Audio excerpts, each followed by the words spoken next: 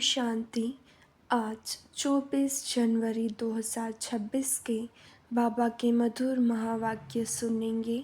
बाबा बोले, मीठे बच्चे, बाप तुम्हें जो पढ़ाई पढ़ाते हैं वह बुद्धि में रख सबको पढ़ानी है। हर एक को बाप का और सृष्टि चक्र का परिचय देना है। प्रश्न, आत्मा सतयुग में भी पाठ बजाती और कलयुग में भी, लेकिन अंतर क्या है? उत्तर, सतयुग में जब पाठ बजाती है तो उसमें कोई पाप कर्म नहीं होता है। हर कर्म वहाँ अकर्म हो जाता है क्योंकि रावण नहीं है। फिर कलयुग में जब पाठ बजाती है तो हर कर्म विकर्म व पाप बन जाता है क्योंकि यहाँ विकार है। अभी तुम हो संगम पर, तुम्हें सारा ज्ञान है। ओम शांति। अब यह तो बच्चे जानते हैं कि हम बाबा के सामने बैठे हैं। बाबा भी जानते हैं बच्चे हमारे सामने बैठे हैं। यह भी तुम जानते हो बाप हमको शिक्षा देते हैं जो फिर औरों को देनी है। पहले पहले तो बाप का ही परिचय देना है क्योंकि सब बाप को और बाप की शिक्षा को भूले हुए हैं। अभी जो बाप पढ़ाते हैं यह पढ़ाई फिर 5000 वर्ष बाद मिलेगी। यह ज्ञान और कोई को है नहीं।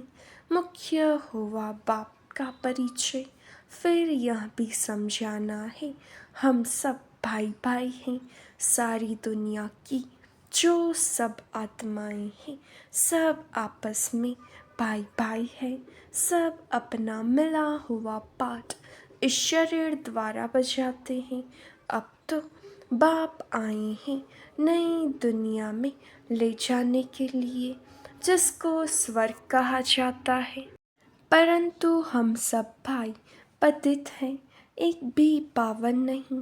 सभी पतितों को पावन बनाने वाला है ही एक बाप।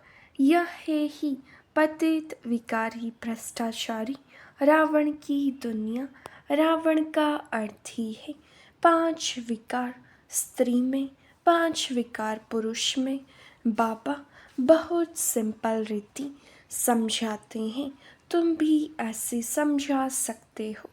तो पहले पहले यह समझाओ हम आत्माओं का वह बाप है। हम सब ब्रदर्स हैं। पूछो यह ठीक है? लिखो हम सब भाई भाई हैं। हमारा बाप भी एक है। हम सब सोल्स का वह है सुप्रीम सोल। उनको फादर कहा जाता है।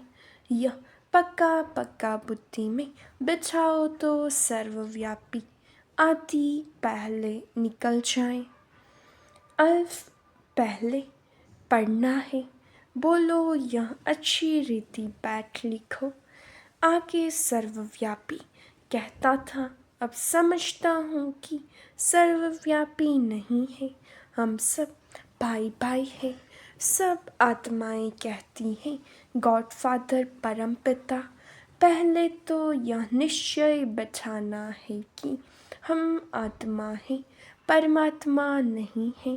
न हमारे में परमात्मा व्यापक है, सब में आत्मा व्यापक है। आत्मा शरीर के आधार से पाठ बजाती है, यह पक्का कराओ।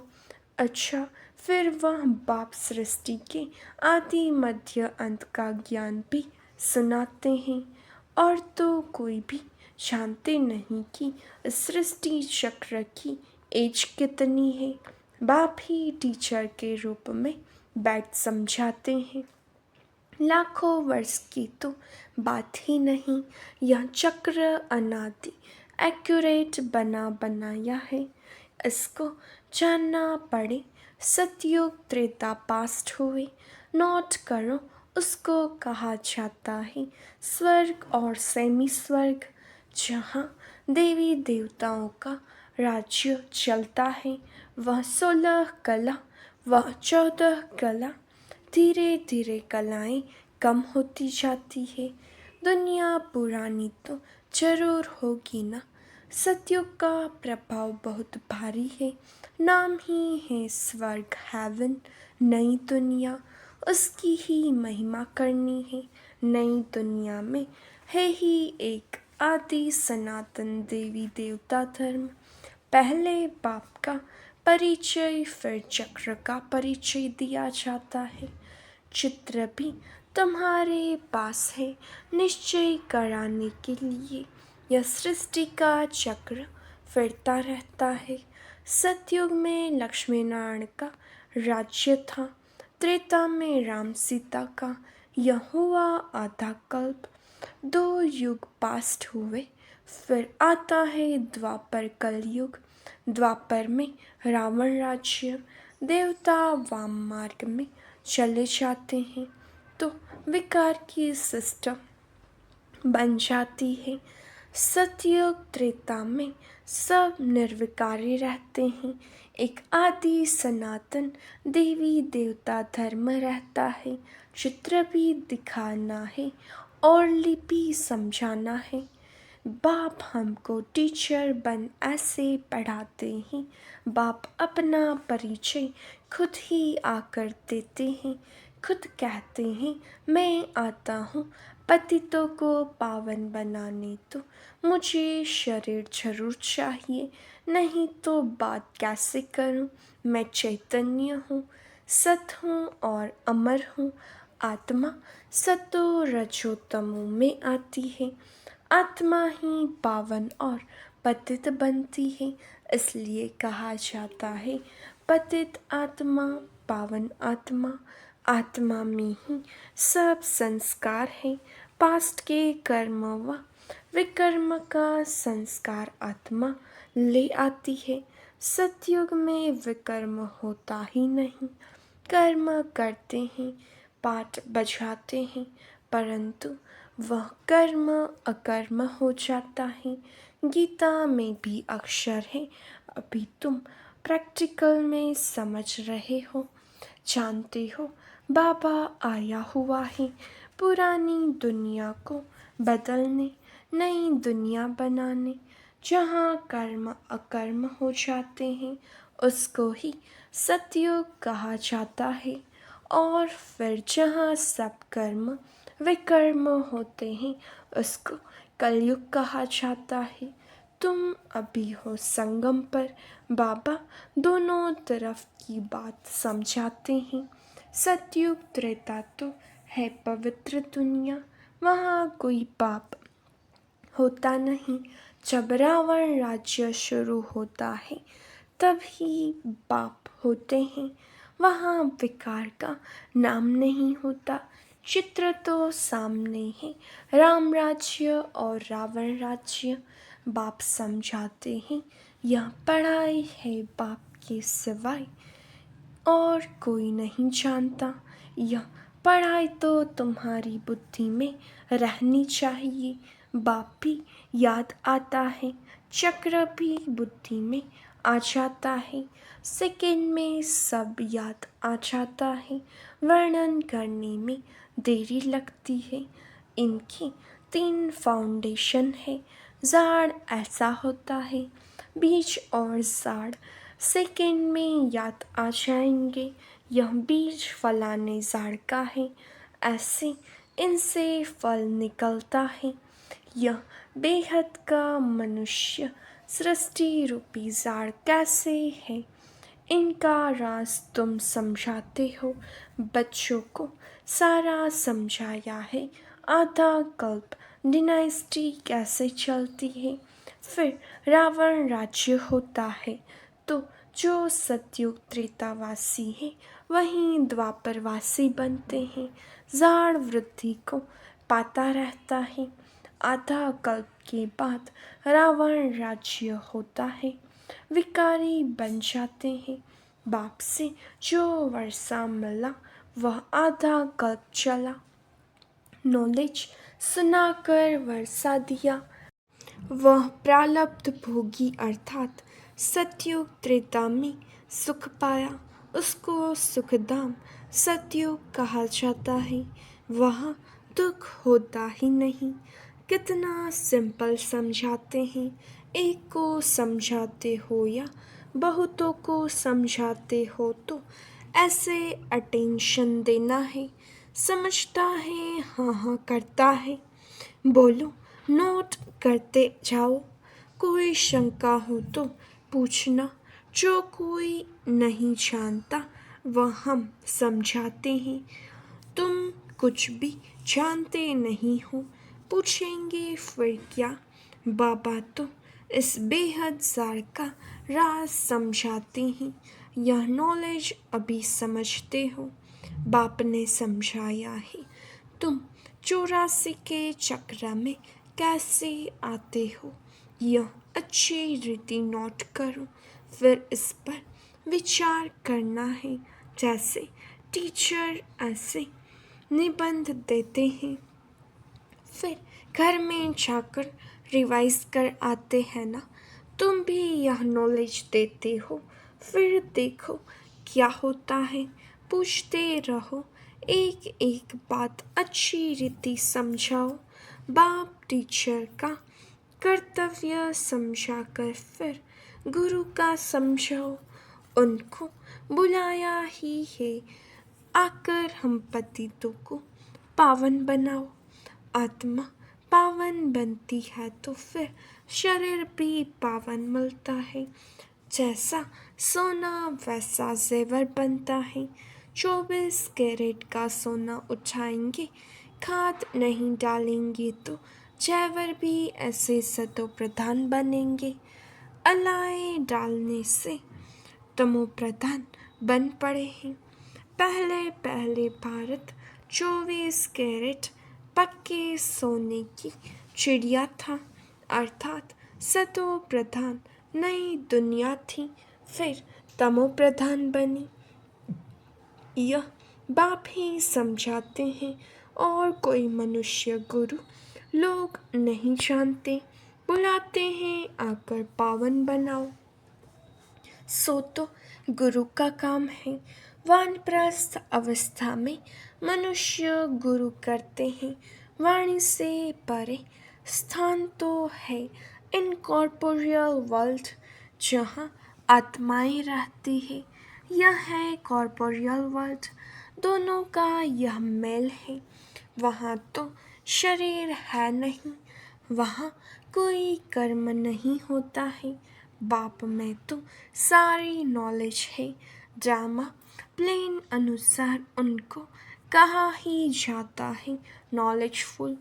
वह चैतन्य सतचित आनंद स्वरूप होने के कारण उनको नॉलेजफुल कहा जाता है, बुलाते भी हैं। हे पतित पावन नॉलेजफुल शिव बाबा, उनका नाम सदैव शिव ही है। बाकी आत्माएं सब आती हैं पाठ बजाने, तो भिन्न भिन्न नाम धारण करती हैं।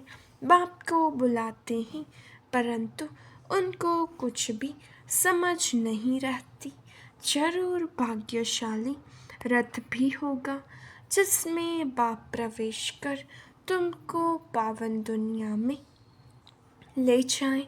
तो बाप समझाते हैं, मीठे मीठे बच्चों, मैं उनके तन में आता हूँ जो बहु जन्मों के अंत में है।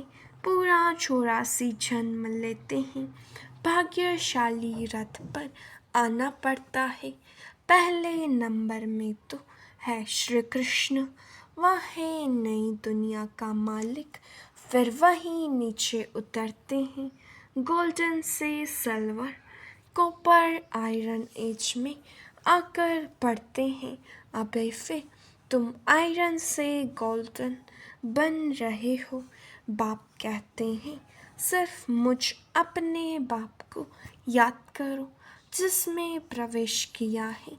उनकी आत्मा में तो ज़रा भी नॉलेज नहीं थी, इनमें मैं प्रवेश करता हूँ, इसलिए इनको भाग्यशाली रथ कहा जाता है।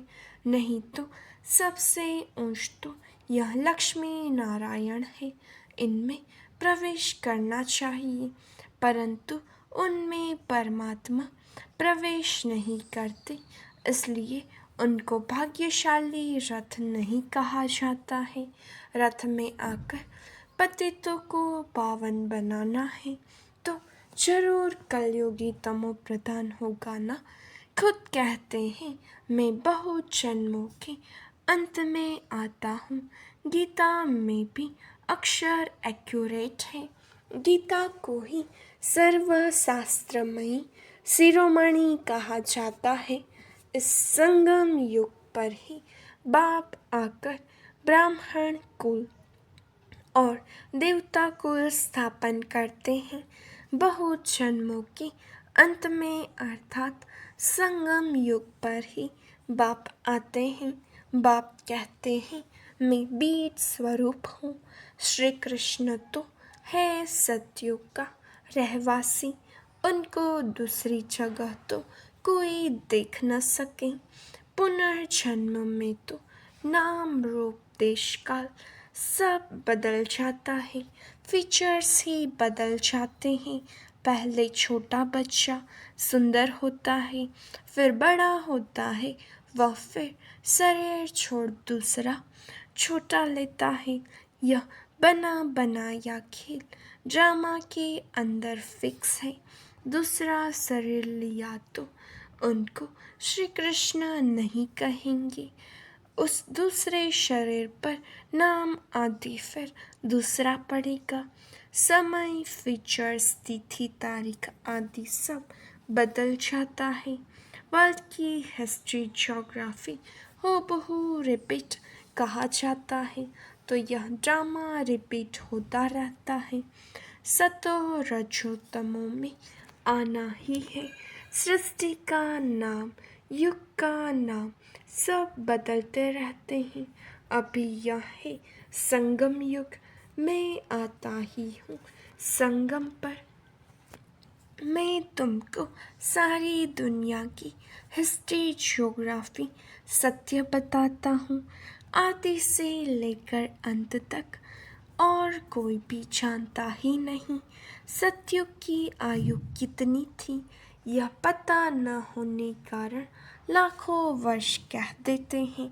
अभी तुम्हारी बुद्धि में सब बातें हैं, तुम्हें अंदर में यह पक्का करना है कि बाप बाप टीचर सद्गुरु है, जो फिर से सतो प्रधान बनने के लिए बहुत अच्छी युक्ति बताते हैं। गीता में भी है, देह सहित देह के सब धर्म छोड़ अपने को आत्मा समझो, वापस अपने घर जरूर जाना है। भक्ति मार्ग में कितनी मेहनत करते हैं भगवान पास जाने के लिए। वह है मुक्ति धाम, कर्म से मुक्त। हम इनकॉर्पोरियल दुनिया में जाकर बैठे हैं। पाठधारी घर गया तो पाठ से मुक्त हुआ। सब चाहते हैं हम मुक्ति पाएं, मोक्ष तो किसको मिल न सके। यह ड्रामा अनादि अविनाशी है। कोई कहे यह पाठ आने जाने का हमको पसंद नहीं, परंतु इसमें कुछ कर न सकें। यह अनादि ड्रामा बना हुआ है, एक भी मोक्ष पा नहीं सकते। वह सब है अनेक प्रकार की मनुष्य मत। यह है श्रीमत श्रेष्ठ बनाने के लिए। मनुष्य को श्रेष्ठ नहीं कहेंगे, देवताओं को श्रेष्ठ कहा जाता है। उन्हों के आगे सब नमन करते हैं, तो वह श्रेष्ठ ठहरे न। श्री कृष्ण देवता है, वैकुंठ का प्रिंस, वह यहाँ कैसे आएगा। न उसने गीता सुनाई। शिव के आगे जाकर कहते हैं हमको मुक्ति दो। वह तो कभी जीवन मुक्त, जीवन बंध में आते ही नहीं, इसलिए उनको पुकारते हैं। मुक्ति तो जीवन मुक्ति भी वह देते हैं। अच्छा, मीठे मीठे सिखिलते बच्चों प्रति माता पिता बाप दादा का याद प्यार और गुड मॉर्निंग। रूहानी बाप की रूहानी बच्चों को नमस्ते। हम रूहानी बच्चों की रूहानी बाप दादा को याद प्यार नमस्ते गुड मॉर्निंग ओम शांति। शुक्रिया बाबा शुक्रिया। धारणा के लिए मुख्य सार। पहली पॉइंट, हम सब आत्मा रूप में भाई भाई हैं। यह पाठ पक्का करना और कराना है। अपने संस्कारों को याद से संपूर्ण पावन बनाना है। दूसरा, 24 कैरेट सच्चा सोना सतो प्रधान बनने के लिए कर्म अकर्म विकर्म की गुह्य गति को बुद्धि में रख अब कोई भी विकर्म नहीं करना है। वरदान, घबराने की डांस छोड़ सदा खुशी की डांस करने वाले मास्टर नॉलेजफुल भव। जो बच्चे मास्टर नॉलेजफुल है वह कभी घबराने की डांस नहीं कर सकते। सेकंड में सीढ़ी नीचे, सेकंड में ऊपर। अब यह संस्कार चेंज करो तो बहुत फास्ट जाएंगे। सिर्फ मिली हुई अथॉरिटी को, नॉलेज को, परिवार के सहयोग को यूज़ करो। बाप के हाथ में हाथ देकर चलते रहो तो खुशी की डांस करते रहेंगे। घबराने की डांस हो नहीं सकती, लेकिन जब माया का हाथ पकड़ लेते हो तो वह डांस होती है। स्लोगन, जिनका संकल्प और कर्म महान है वही मास्टर सर्वशक्तिमान है। अव्यक्त इशारे। इस अव्यक्ति मास में बंधन मुक्त रह जीवन मुक्त स्थिति का अनुभव करो। मास्टर त्रिकालदर्शी बनकर हर कर्म हर संकल्प करो व वचन बोलो तो कोई भी कर्म व्यर्थ व अनर्थ वाला नहीं हो सकता। त्रिकालदर्शी अर्थात साक्षीपन की स्थिति में स्थित होकर इन कर्मेंद्रियों द्वारा कर्म करेंगे तो कर्म के वशीभूत नहीं होंगे। सदा कर्म और कर्म के बंधन से मुक्त बन अपनी ऊंची स्टेज को प्राप्त कर लेंगे। अच्छा, ओम शांति।